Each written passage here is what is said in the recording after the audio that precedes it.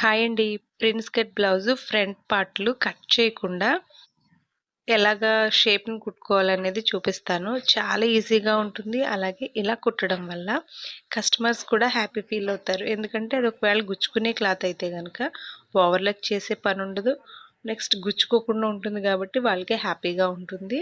ఇంకా మనకైతే చాలా బెస్ట్. ఎందుకు అంటే ఫాస్ట్‌గా కుట్టేయొచ్చన్నమాట. చాలా ఫాస్ట్‌గా అయిపోతుంది. పీసులు కట్ చేసి దాన్ని దీన్ని అతికి దానికంటే ఇలా కుట్టడం చాలా ఈజీగా ఉంటుంది. అలాగే మనకి బెస్ట్ అనిపిస్తుంది.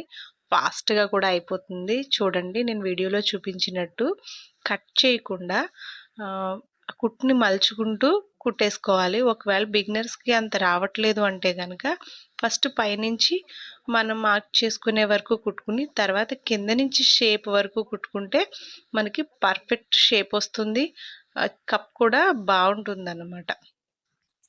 చూసారు కదండీ! ఇలా చాలా ఈజీగా ఉంటుంది. మనం prince cut blouse half an అవర్‌లోనే కుట్టేయొచ్చు. అదే మనం పీసులు కట్ చేసామంటే అతికేటప్పుడు ఇంత పర్ఫెక్ట్‌గా రాదు. కొంచెం పైకి, కొంచెం కిందకి కూడా వస్తుంది. లేదంటే క్లాత్ సాగుతుంది. అలా లేకుండా కట్ చేయకుండా మనం ఇలా కుట్టామంటే పర్ఫెక్ట్ షేపొస్తుంది. ఒకవేళ పైపింగ్ వెయ్యండి అని చెప్తే గనక దీంట్లోనే పైపింగ్ వేసి కూడా కుట్టేసుకోవచ్చు. నేను రెండోది వేయడం చూపిస్తున్నాను. ఇది కింద నుంచి, అది పైనుంచి వేశాను కదా! ఇది కింద నుంచి వేస్తున్నాను. ఫస్ట్ మనం షేప్ మార్క్ చేసుకున్నదంతా కుట్టేసుకొని, కొంచెం మనం ఎలాగో హాఫ్ ఇంచ్ వదులుకుంటూ కుడతాం కదా!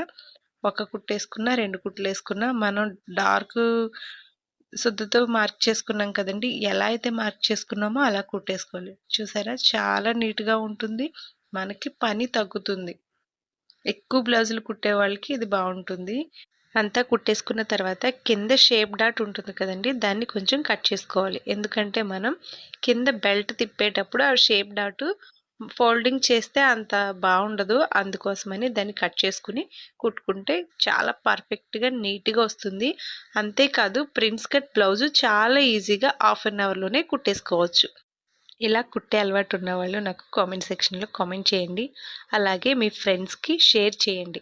ఇది టైలర్స్ అందరికీ ఉపయోగపడుతుంది. ముఖ్యంగా ఇంట్లో టైలరింగ్ చేసుకునే ప్రతి ఒక్కరికి బాగా ఉపయోగపడుతుందండి.